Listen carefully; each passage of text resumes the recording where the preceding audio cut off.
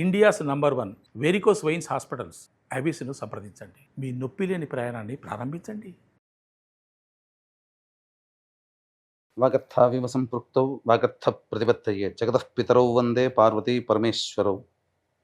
ఆదిత్యాయ చ సోమాయ మంగళాయ బుధాయ చ గురుశుక్ర శనిభ్యశ్చ రాహవే కేతవే నమః.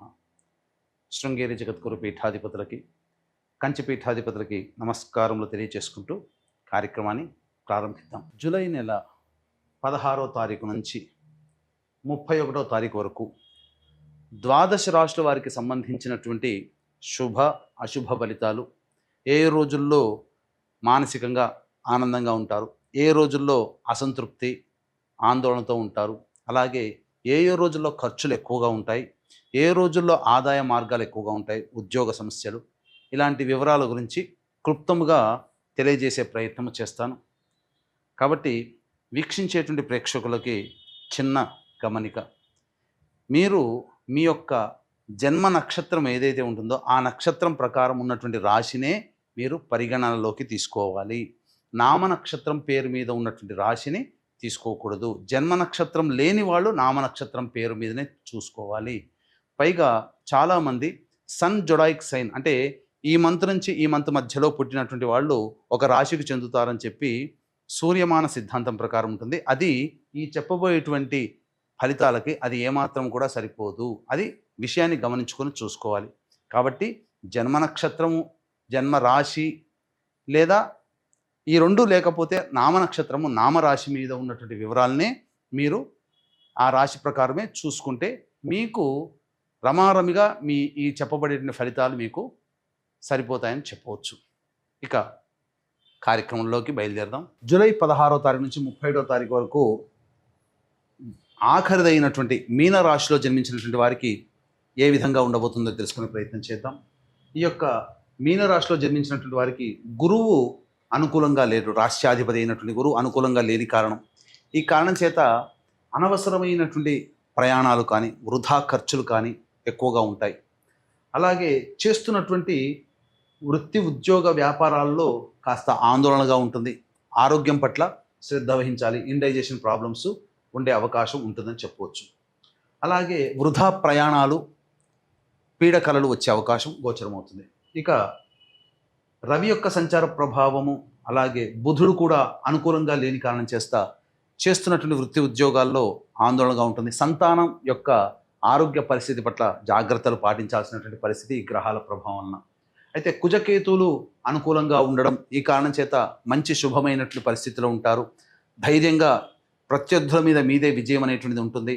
ఇప్పటి వరకు మిమ్మల్ని ఇబ్బంది పెడుతున్నటువంటి ప్రత్యర్థులపై విజయాన్ని సాధిస్తారు. కోర్టు సంబంధమైన విషయాల్లో మీదే పైచేయిగా ఉంటుందని చెప్పవచ్చు.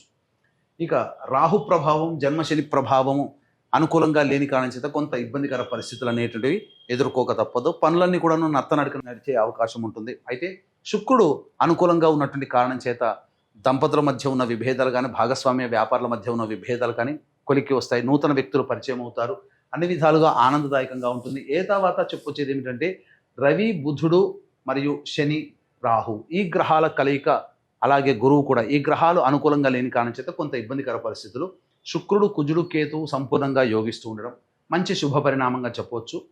ఇక ఈ రాశిలో జన్మించినటువంటి వారికి వివాహ సంబంధమైనటువంటి విషయాల్లో కాస్త ఇబ్బందికర పరిస్థితులు అనేటువంటివి ఉంటాయి. కాబట్టి జాగ్రత్తలు పాటించండి. అలాగే కోరుకున్న జీవిత భాగస్వామి కానీ, కోరుకున్న వ్యాపార భాగస్వామి కానీ మనకు లభించలేకపోయారనే బాధ ఎక్కువగా ఉంటుంది. అయితే ఈ రాశిలో జన్మించినటువంటి వారికి ప్రధానంగా గర్భవతులు వైద్యుల యొక్క సలహాలు, సూచనలు పాటించాలి. అలాగే గర్భధారణకి సంబంధించి చూసేటువంటి దంపతులు కాస్త వాయిదా వేసుకోవడం మంచిది, ఎందుకంటే సమయం అనుకూలంగా లేదు కాబట్టి. ఇక విద్యార్థులైతే చాలా కష్టపడితే కానీ మంచి ఫలితాలు పొందలేకపోతారు. కోరుకున్నటువంటి యూనివర్సిటీలో కానీ, కాలేజీలో కానీ ప్రవేశం లభించాలి అని అంటే కాస్త దైవానుగ్రహం పొందే ప్రయత్నం చేయండి. సమస్యాత్మకంగానే విద్యార్థులకు ఉందని చెప్పవచ్చు. తర్వాత మిశ్రమమైనటువంటి ఫలితాలు ఈ యొక్క మీనరాశిలో జన్మించినటువంటి వారు పొందుతారు.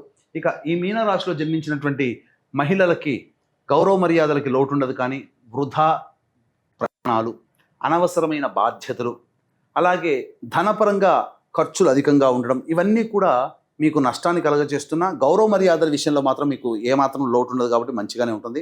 ధనపరమైనటువంటి విషయాల్లో జాగ్రత్తలు పాటించండి. ఎవరికి కూడాను అప్పుగా ఇవ్వకుండా ఉండడమే చాలా మేలు అనేటువంటి విషయాన్ని ఈ రాశిలో జన్మించినటువంటి మహిళలు గుర్తించాలి. ఇక రోజువారీ కార్యక్రమాల్లో 16 నుంచి 31వ తారీఖు వరకు ఆదాయము, ఖర్చు, సుఖము, దుఃఖము లాంటివి ఎలా ఉంటాయో తెలుసుకునే ప్రయత్నం చేద్దాం.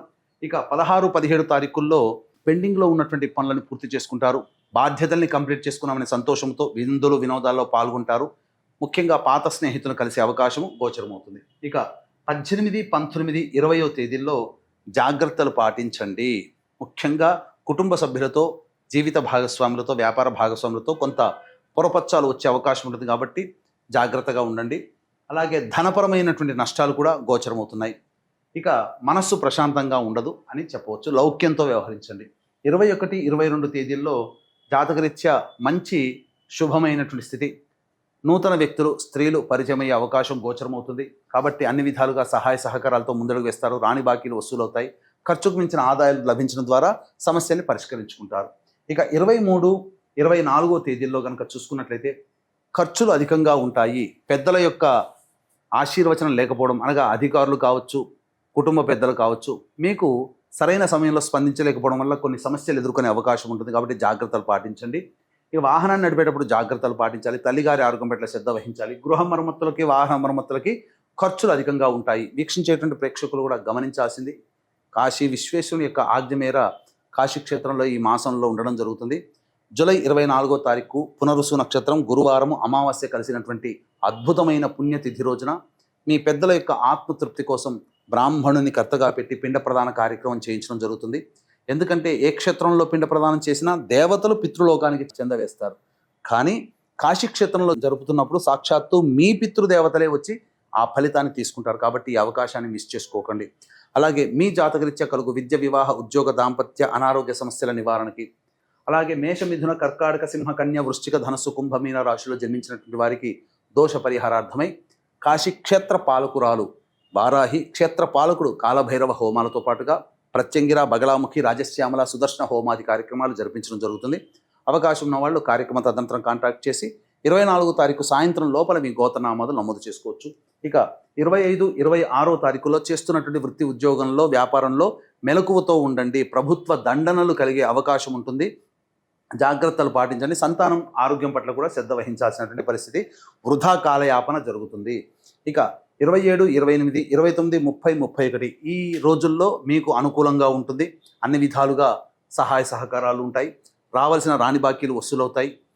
విందులు, వినోదాలు కుటుంబ సభ్యులతో ఆనందంగా గడుపుతారు. స్నేహితులతో ఆనందంగా ఉంటారు. ఖర్చుకు మించిన ఆదాయం లభించడం ద్వారా అన్ని విధాలుగా శుభంగా ఉంటారని చెప్పొచ్చు. ఏ తర్వాత చెప్పొచ్చేది ఏమిటంటే మీకు ప్రధానంగా ఇటు శని, రాహువు, అలాగే రవి, బుధుల యొక్క అనుగ్రహం లేని కారణం చేత ప్రతిరోజు రావి చెట్టు చుట్టూ నారాయణాయ నమః అంటూ 27 ప్రదక్షిణలు చేయడం, లేదా తులసి చెట్టు దగ్గర ఆవు నేతితో దీపారాధన చేసి విష్ణు సహస్రనామ పారాయణం చేయండి.